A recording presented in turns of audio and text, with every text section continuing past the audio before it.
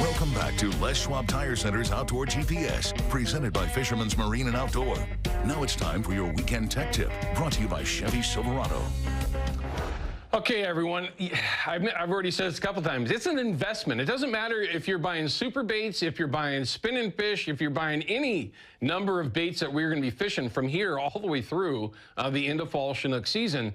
Spinners, though. Spinners, and I know a lot of you are just like me, we get kind of addicted to these things, right? You got to have all the colors. You got to have multiple of those blades just in case you got to put all your rods out with them. Or if you're like me and you got buddies that are like, hey, you got any of that Mexican hat? And then you never see the blade again. But anyway, that's a whole other thing.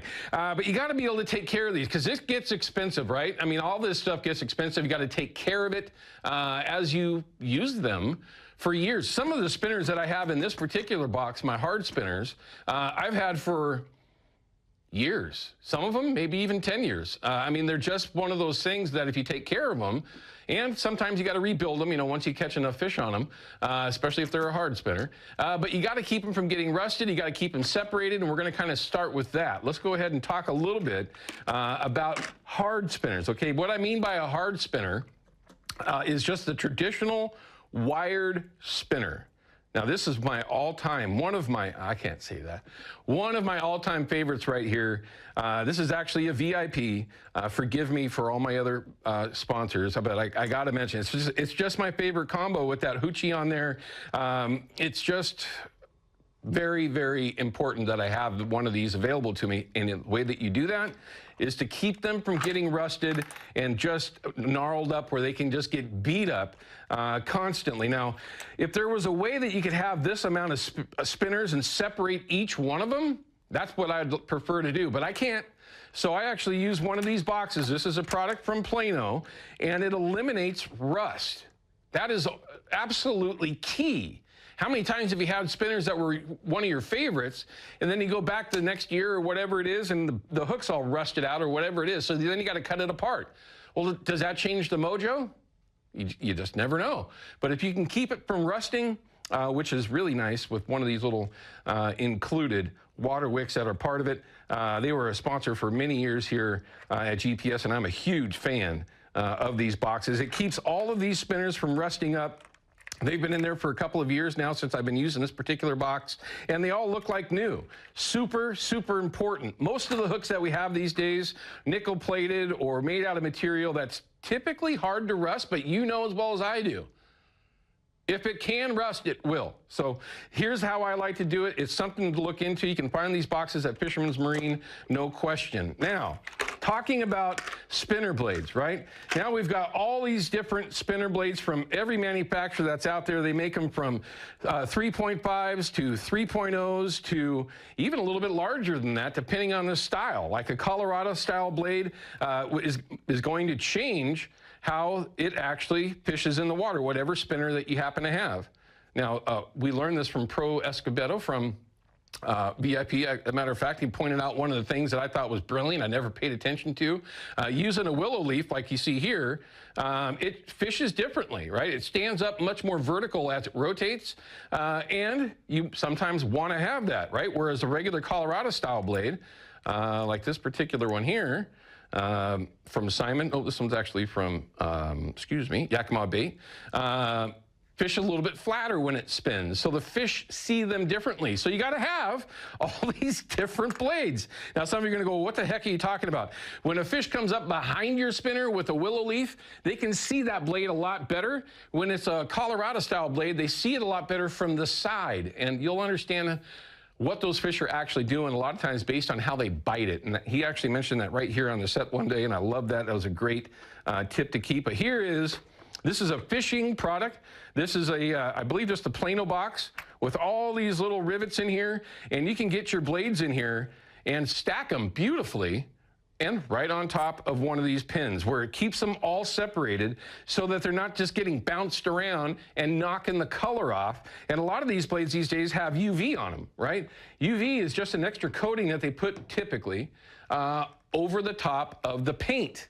Now, again, there's other ways that you can do it. This particular box has like a little sticky rubber stuff down at the bottom, which can be a little annoying if you're trying to get that bottom blade out of there, but it does help keep your blades from bouncing all over the place, and it keeps them stuck down to the bottom. Here's just a dandy.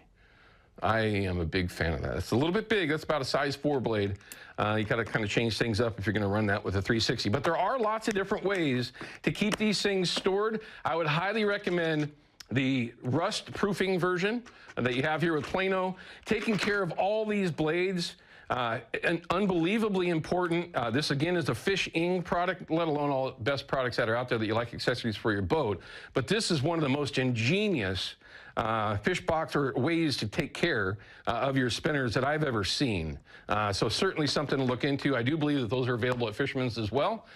So you can definitely look into that. And that way, when you make that purchase of these spinners, doesn't matter who makes them, there's no shortage of folks out there making them, from Yakima to Simon. You got to take care of them, right? It's just very important, and you all know that you're going to go out there one day and you're going to be fishing one style of blade, and then you're going to go to another because somebody else said, oh, we got bit on Mexican Hat or Dirty Harry or whatever the heck they call them. Here's another box. This is my box that I actually use for all my soft spinners. This is where I keep the beads, different clevises, removable clevises if necessary. And here's one of my favorites. Right here. This is another reason why we have all these blades that are just by themselves, because we like to swap them out. Right? There's your interchangeable clevis right here. This just happens to be one of the plastic ones. But you can go from the smaller willow leaf style like this Mulkey blade and head over to a 3.5 Hildebrandt or Simon, and then just change everything about this blade. You'll still have that hoochie, which I'm a huge fan of. It's one of my go-to confident things, is to make sure that I got some sort of hoochie out there. But that is the way I like to keep my parts. Oh, one thing I can't forget though. And if you can find these pre-made, I'm telling you right now, just buy a bunch of them. There's a couple of different companies out there making them, but here's another reason why we always have these blades by themselves, is the interchangeable clevis on a hard spinner. I love that. I do fish a lot of soft spinners, and I'm part of that crowd. But if I had to choose one or the other, this is all I get. You can only choose one way to go. I am a hard spinner guy. Now, there's a lot of people that would say completely different. If I had Mr. Mulkey in here, he would definitely say I am a soft spinner guy. But at least with the hard spinner here, still, you're able to swap out that blade. And I got a bunch of these pre-twisted, I should say, ready to go, so I can just swap out different colors of blades. So lots of different ways that you can do it. That's how I like to do it, and it's certainly something that will help protect your investment. When you get this far along, and my wife just hates me for it, but when you get this far along and you've literally got hundreds of different blades, from anything that you're going to use behind a 360, or for that matter, even the Mulkey, the original size or full-size models these days, you need to keep them from getting destroyed before you have a chance to do any fishing with them. So there you go. Hopefully that helps out in some way. Go over to Fisherman's. You'll get into that aisle, right?